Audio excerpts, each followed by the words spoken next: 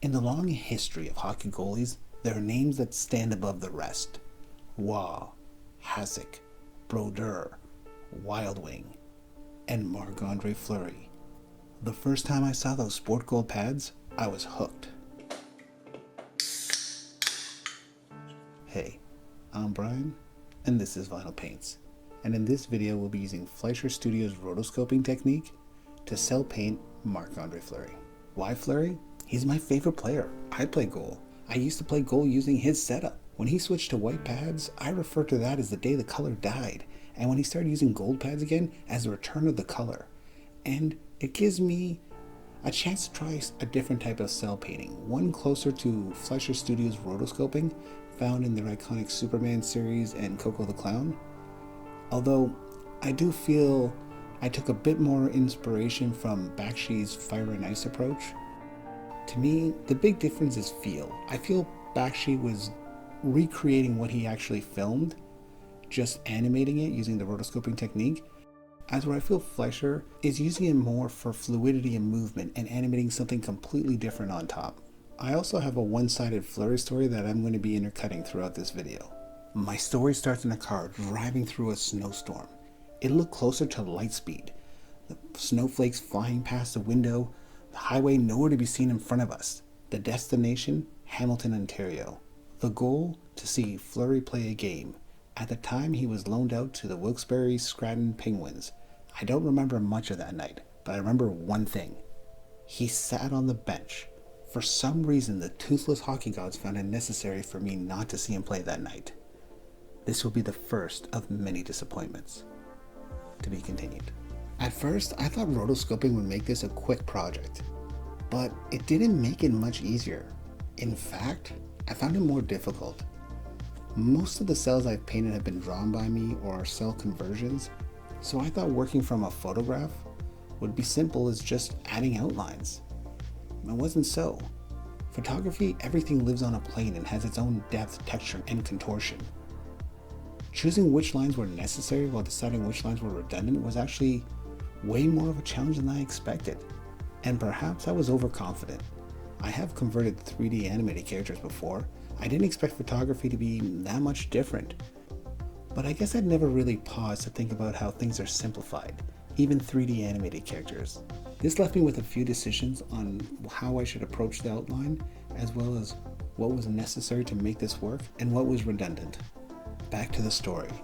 For most of Fleury's career, he played in Pittsburgh, and during that time, I didn't really have the means to go to an NHL game. Still in school, didn't have steady work, the stupid amount of money to go to a Leaf game, but I did go to at least 2 Penguin versus Leaf games. I think there was a third, but it was so long ago I can't confirm. But I never got a chance to see him play for Pittsburgh. By the time Fleury got traded to Vegas, I was able to go more regularly.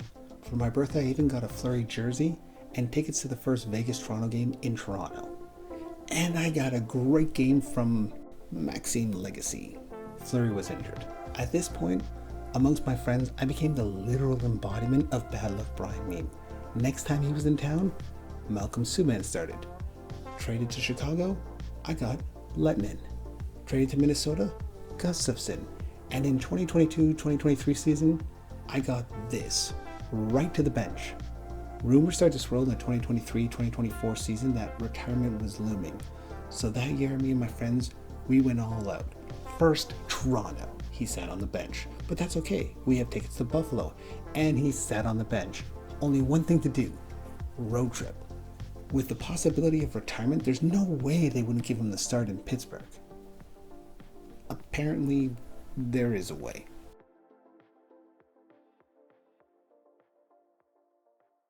I can't really separate Fleury from sport gold color. His style is what caught my attention to begin with. So I made the choice of using exclusively colored outline. It slowed down the line work, and I was a bit worried that the shapes were not going to be as defined, so I added a second tone, a shadow tone, to help give the painting a little bit more depth and definition. Doing a painting of a goalie really had me wondering what are my favorite depictions of goalies in animation. And besides the main duck, Wild Wing, I was drawing blanks, which I guess is not shocking seeing as hockey isn't really a top sport in the US, but Here's my list of noteworthy goalie portrayals in animation.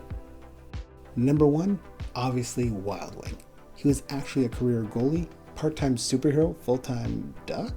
But from my memory, he appears in every episode as a goalie, so easy number 1. And I'll look into whether that show was cel animated or not, because Wildwing Cel would definitely be in my top 10 missing cels I want in my collection.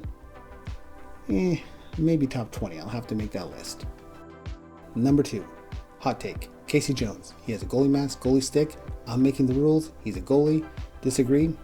Comment below. Number 3, Lisa Simpson. And this is only because Ralph Wiggum has so few scenes. And that ain't my honky cookie. Number 4 has to be Goofy, or whatever this clone of Goofy is from this classic short. Number 5, South Park. I don't know the name of the goalie. This is just such a funny scene, and I feel like anyone who's played goal can relate. Back to the story. Fleury didn't retire after the 2023-2024 season. Instead, he said this would be his last year. And if you're watching this video, I've been saving it for his last game. It's actually been done for a bit, and I just thought I would release it on the day of, on when they were eliminated from the playoffs. So I guess they've been eliminated from the playoffs, and he's played his last game, which is honestly bittersweet. He had an amazing career, and what captured me was his cartoon-like acrobatics and color. But his vibe and love of the game made me a lifelong fan. I guess we never really know what the people are like that we see on TV or in sports, but he always gave me the impression of someone who loved the game.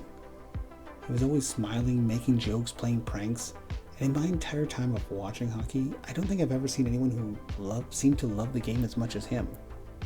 And if you followed his career, you know he had some real ups and real downs, but he always got back up. And if I learned one thing from watching his games that I think any artist, athlete, or person should take with them, find what you love and enjoy every minute of it, and always get back up. After the Pittsburgh game, I made my peace with not seeing Fleury play a game live. It would have been nice, but sometimes it's the journey, not the outcome. But my friend bought me a ticket for their game against the Leafs for my birthday for this season, so we went. And he didn't play. So I guess I missed my chance to see him live. So how do I feel about my rotoscoping experiment? Honestly, overall, I was pretty happy. There's definitely some things I would do differently, and even though I think the colored outlines worked for this painting, I don't know if they'd work with every character, and then I think having a black outline really helps add a bit of shape to it. This feels, I know it sounds weird, but almost a little abstract to me, like it could use a little bit more definition, and maybe that comes down to my choices on which lines I decide to keep and which ones I didn't.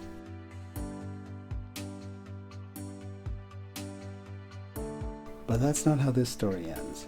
We found out that Minnesota were doing a back-to-back. The next night, they'd be in Montreal, Fleury's hometown. We'd pretty much have to leave right after the game, drive overnight and morning into Montreal, about a 6-hour drive in ideal conditions in the middle of a Canadian winter, then go basically without sleep to the game. That's kind of crazy, right? And that's exactly what me and my friends did. And after 12 failed attempts, I got to see him play live. And he got a shutout. Thanks for the memories, Fleury. I'm Brian, and this is Vinyl Paints.